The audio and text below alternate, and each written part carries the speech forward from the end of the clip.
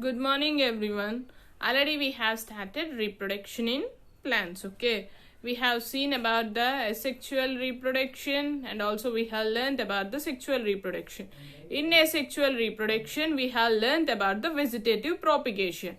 Okay, now let we know about the budding here. Okay, so budding can be seen in the fungi. So here was a jalebi maker and he added something to the jalebi mix and leaves it for some time. Okay. For the preparation of jalebi, he used to make the dough and he kept it for undisturbed for about 2 to 3 days. Okay. After that, it helps him to make a good jalebis. Okay. What he mixes is a type of plant called yeast. Yeast grow with the help of a small bulb-like outgrowth which increases in size and breaks off from the parent plant to live independently. This process of reproduction is called as budding. Okay, so he will add some yeast to the jalebi mix. Okay, he will make it to be undisturbed for 1 or 2 or for about 3 days of time. Okay, later on, so these yeast will grow like small bulb-like structures arising from the parent plant. Okay, so after when they grow as a bulb-like structures, they will break off from the mother plant and they start living independently. Okay, so this type of reproduction is known as budding. Okay, you can see budding in the figure number 14. Okay, he is also doing an activity regarding this yeast. Okay, take some water in a glass tumbler, mix a tablespoon of sugar and half spoon of yeast powder you get in the market in the glass tumbler. Cover the glass and leave it undisturbed for a day. On the next day, place a drop of the solution on a slide and cover it with a cover slip and examine it under a microscope. You will be able to see budding yeast cells as shown in the figure 14.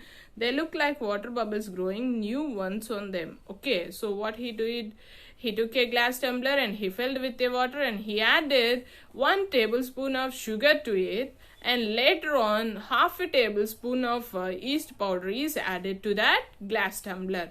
Okay, what he did, he leaved it for a day without any disturbance. Okay, on the next day, place a drop of the solution on the glass slide, that means microscopic slide. When placing it on a microscopic slide, we have to cover it with a cover slip. Later on, we have to observe the structure of the yeast under the electronic microscope. Okay, so after observing the slide for under the electronic microscope, we can be able to see a water bubble like structures presenting on that slide. Okay, such bubbles is known as yeast. Okay, another activity regarding this fungi. Okay, take a slice of bread, cover it with a vessel and leave it undisturbed for 2 to 3 days. Thereafter, you will find the slice covered with grey colored fungus called bread mold. Let it stand for 3 or 4 days. The whole growth appears like a black powder like matter. Transfer this powder with a thin stick on a fresh slice of moist bread. Observe what happens after every day and note your observation.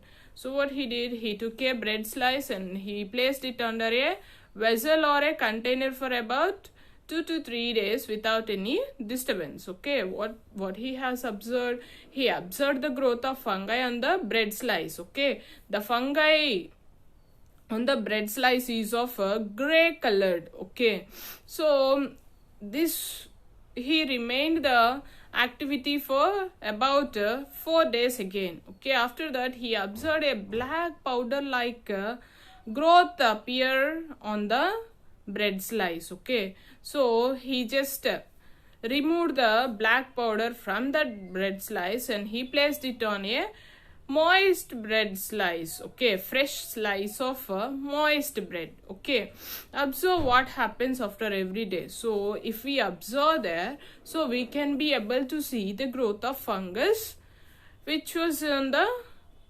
fresh bread slice. Okay, the blacky powdery portion of bread mold contains several pores. Okay, the black color matter used to contain several pores on the slice. Okay, so those spores are nothing but the newly forming fungi. Okay, so here is a flow chart regarding the reproduction. Okay, so reproduction, sexual reproduction and asexual reproduction.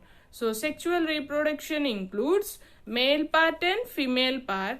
These male part and female part come together to form zygote, and zygote to seed, seed to new plant. Okay, in the asexual reproduction, it is in the form of bud, spores and vegetative parts. Okay, in the bud stage, it will separate from the parent plant and it starts newly forming cells. Okay, in the spore stage too, so that sporangium used to bulge out, and after that the spores will come out of that sporangium and they will start living independently. That means newly forming plants can be seen there. Okay, in the vegetative parts, that is root, stem and leaf, and if we cut the root or the stem or the leaf, so we can see the newly forming plants. That means offsprings can be comes out from the root part or from the stem part or else leaf part. Okay, production of offspring from zygote is called as sexual reproduction.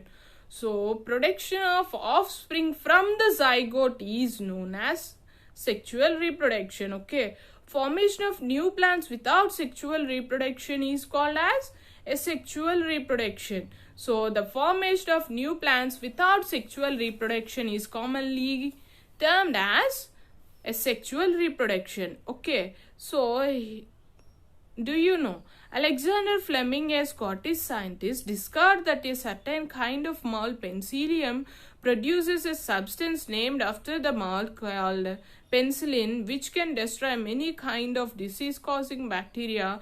Penicillin came to be known as an antibiotic and saved the lives of many soldiers in the World War II. Okay, this Alexander Fleming, a Scottish scientist, he is a army doctor too. So he observed the penicillium bacteria in the mold. Okay, that he extracted penicillium from the penicillin, and this penicillin used to kill bacteria which cause harm to the body. Okay, so penicillin came to be known as an antibiotic and saved the lives of many soldiers in the World War II. This penicillin has saved the lives of the soldiers during the World War II. Okay, with this, reproduction in plants has completed.